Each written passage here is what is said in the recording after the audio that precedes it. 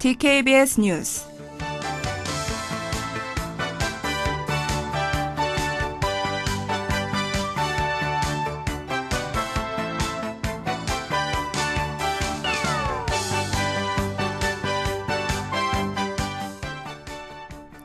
최경환 부총리 겸 기획재정부 장관은 노동개혁의 목표는 기업이 청년 인력을 정규직으로 고용하는 것이라 밝혔습니다. 북한이 핵실험 카드까지 꺼내들며 실제로 로켓 발사를 강행할 것인지 여부에 관심을 기울이고 있습니다. 페이스북에 부정적인 사안에 대한 공감을 표현할 수 있는 버튼이 등장할 예정입니다.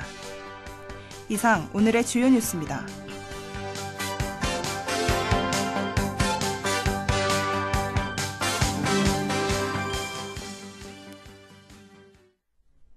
최경환 부총리 겸 기획재정부 장관은 노동개혁은 청년 인력이 정규직으로 고용되는 것이 가장 큰 목표라 밝혔습니다. 최 부총리는 노사정 대표들의 결단으로 1년의 난상 끝에 노사정 대타협을 이룬 것을 축하했습니다. 하지만 이것으로 노동개혁이 끝난 게 아니라 앞으로가 더 중요하다고 밝혔습니다. 국회는 입법경영계는 일자리 확보와 고용 안정, 노동계는 노동시장의 유연성 확보를 위한 양보가 필요하다고 말했습니다. 그리고 정부는 사회 안정망 확충을 위한 투자와 지원으로 노사정 대타협을 뒷받침해 노동개혁을 완수해야 한다고 말을 이었습니다. 소모적인 스펙 쌓기를 줄이기 위해 고용 디딤돌 프로그램과 사회 맞춤형 학과를 늘리겠다고 밝혔습니다. 끝으로 최 부총리는 청년들이 받는 교육과 훈련이 취업과 바로 연계되도록 하겠다고 말했습니다. 장거리 로켓의 핵실험 카드까지 꺼낸 북한이 실제로 로켓 발사와 추가 핵실험을 강행할 것인지 여부에 관심을 받고 있습니다. 노동당 창건 70주년 기념일인 내달 10일을 앞두고 북측은 14일과 15일 장거리 로켓 발사와 핵실험 가능성을 잇따라 시사했습니다. 하지만 북한은 구체적 일정을 밝히지 않는 등 과거와는 다른 양상을 보였습니다. 특히 북한 국가우주개발국 국장이 기자의 질문에 답하는 형식으로 공개된 기사의 내용은 일반 주민들에게 알려지지 않았습니다.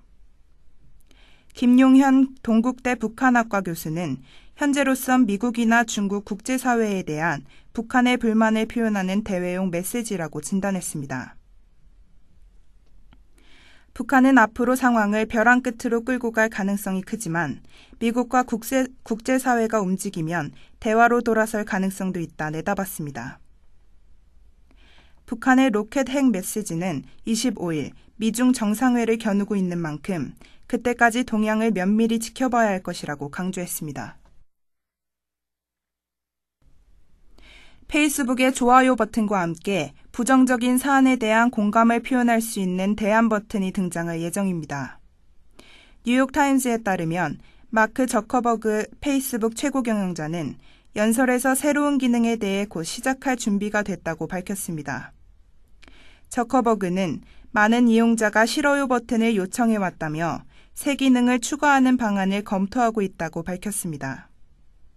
그동안 페이스북은 15억 명의 사용자들이 긍정적인 상호작용을 하기 원한다며 싫어요 버튼에 대한 요청을 거부해왔었습니다.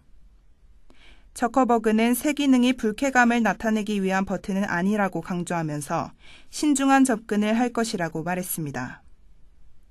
새로운 선택지가 싫어요 버튼이 될지 다른 이름이 붙을지는 아직 확실하지 않다고 뉴욕타임즈는 전했습니다. 끝으로 내일의 날씨입니다. 오전엔 조금 흐리다가 오후엔 맑겠습니다. 최고 기온은 27도, 최저 기온은 13도, 강수환율은 5%입니다.